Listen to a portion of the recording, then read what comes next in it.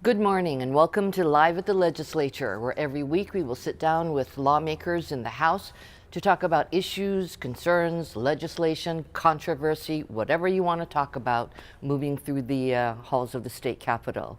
This morning I'm joined by two lawmakers from the Big Island, Vice Speaker Representative Mark Nakashima. He represents North Kona. I'm sorry, he represents North and South Hilo and Hamakua, and Representative David Tarnas. You represent South and North Kohala and North Kona. Yes. Welcome. Thank you. Last year, the Big Island was wrought with a lot of several natural disasters, including the Kilauea eruption that demolished a whole community in Puna. Last week, the House passed a bill giving the Big Island disaster funding. Representative Nakashima, tell us a little bit about that bill. Yes, the bill was heard by 4 House committees last week and passed on Friday.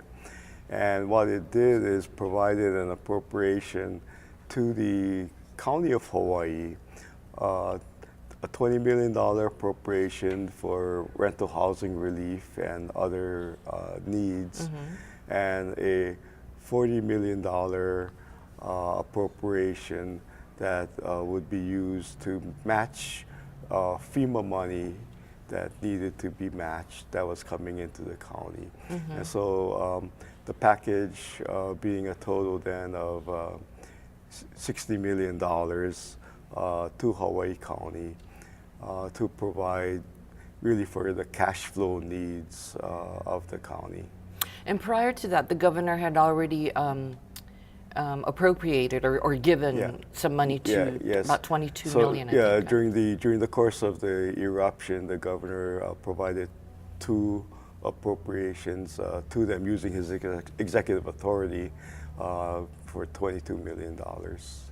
And Representative Tarnas, now your district is about 80 miles away from Puna, but what happened with all of the disasters affected the whole island, specifically for your district?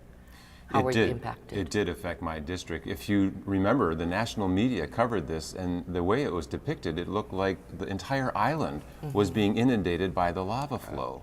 Whereas in fact it was just one part, a very important part, Puna, but nonetheless, we felt the impacts island-wide. We had a significant drop in our visitor count. You know, cancellations alone in the first quarter were $20 million. Second quarter, just as bad. So when we had those reduction in visitors, then the hotels and resorts needed to let people go. There were some layoffs, so the effect on our employment was very significant. And then there's the next level where all the activities that everyone would be going to also felt that drop in their clients. And so the folks who are working for all the ocean recreation activities, the hiking adventures, all the different things that the visitors would do, they had to lay people off as well. So there was significant impact. Folks from Puna had to leave. They went some other places, including to my district, staying with uncles and aunties and cousins, or just staying wherever they could find a place. So the lack of housing, because of the impacts in Puna, had an island-wide effect. So this bill that we just passed last week out of the House was a very important one for the entire island. We really made it a priority. Thanks to Vice Speaker and the rest of the delegation, we were able to convince our colleagues here in the House that it was an important thing to do, and we're working hand in hand with the Senate. And we're making sure that the county knows that we're keeping a close eye on this so that money is spent responsibly. It's not a handout, it's really a hand up to help provide some housing stability. We're also asking that the county council accept this money through a resolution. So the county council actually has to keep an eye on this. And they have to report back to the legislature annually to make sure we know how the money is being spent. So I think it's being done in a very timely way. We're being responsible, meeting the needs of Hawaii Island. I thank the House for moving this, and it really recognizes that we need to be treating everybody fairly in providing assistance after a natural disaster.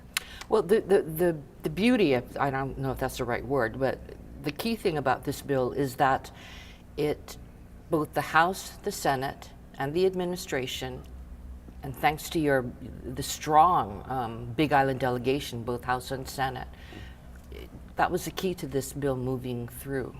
Yes, we were able to meet with the Senate during the past several weeks to discuss the aid package. As you know, Hawaii County came with some with a wish list that was really, really big.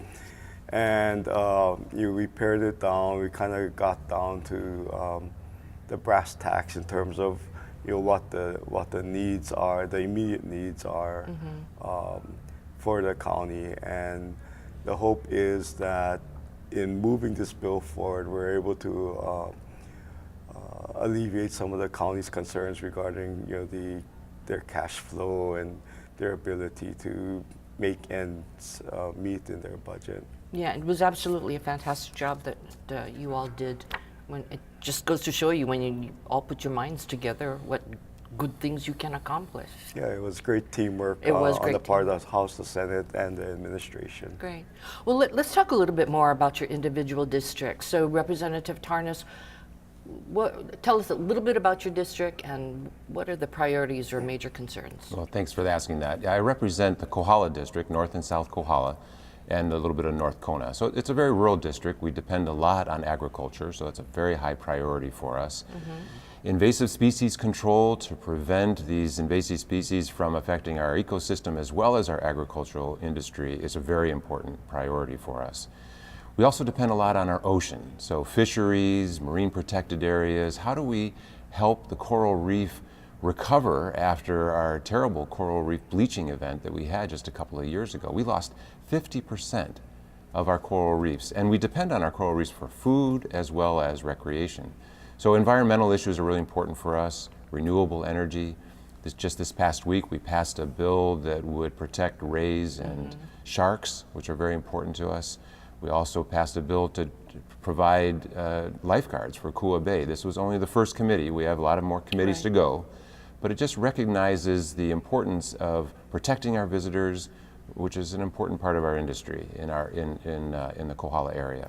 And for you, Representative, we've got about 30 seconds left. What's the priority for your district? A priority for our district is having a cat lab put in place at Hilo Medical Center. We have a bill in both the House and Senate that is moving forward that is looking at making an appropriation to Hilo Medical Center to have a full-time cat lab. And that's important because a lot of times folks have heart attacks on the island. They're kind of forced to travel away, and the time that it takes is just too much. So having the treatment in Hilo will be really key. Well, time has really flown by quickly. Big Island, lots of issues to talk about, and we'll have you back. Thank you. Thank you for joining us. We will see you next Monday. Aloha.